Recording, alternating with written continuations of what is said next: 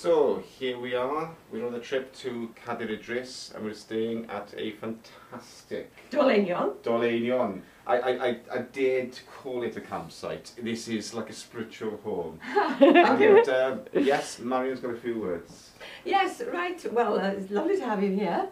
And it's lovely to have a chat about things that go on in the valley. Yes. And something that I'm very, very concerned about at the moment Yes. is the fact that the Countryside Council for Wales, which is the official body that advises the National Assembly in Cardiff on things to do with the environment, have got this 40-year project, stupid project, to destroy an arboretum here in Talyllyn. Now, this land here used to belong to the estate, the Idris estate. The Countryside Council for Wales bought it about 40 or 50 years ago from the estate. Ever since, they've been sort of managing. But, of course, their idea of management is not other people's. You know, they do these things that come from books. Yes. They don't do things that are right for the environment.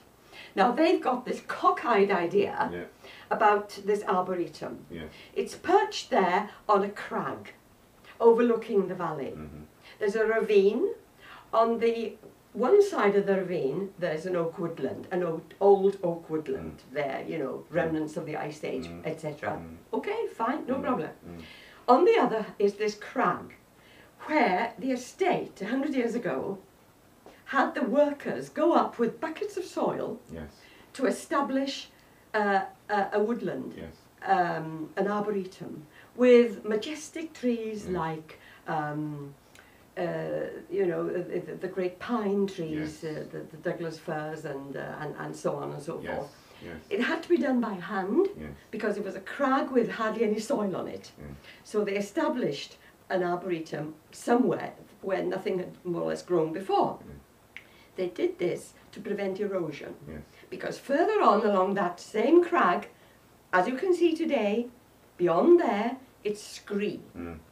And that's what would have happened to that crag had they not rescued it by planting on it.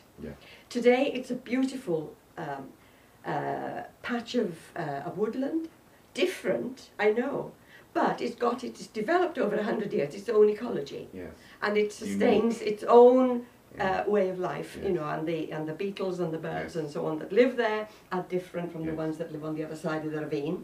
Now, they come along with the argument, oh, it's not natural, it's not natural, you know, they were planted there, we've got to get rid of them. And they've got this 40-year project to do away with, cut the whole lot down. They've already started, they've cut a couple of 100 trees already, and they just leave them there to lie on the ground. Yes, I said, and what will happen then, I said to them, when you've cut them all down?